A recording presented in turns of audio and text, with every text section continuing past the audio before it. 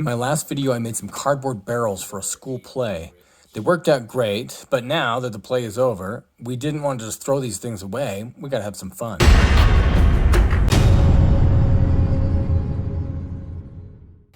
So I got my kid and some of his friends together to play with these barrels. I'm old school, so the first thing I think of when I think of barrels is Donkey Kong.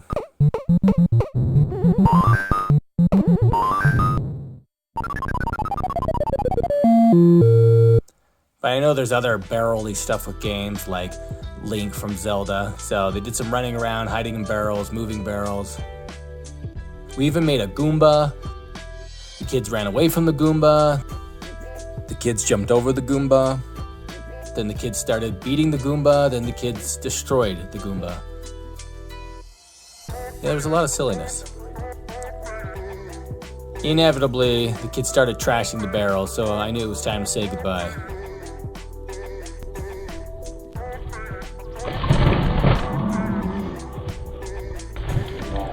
These guys are so violent.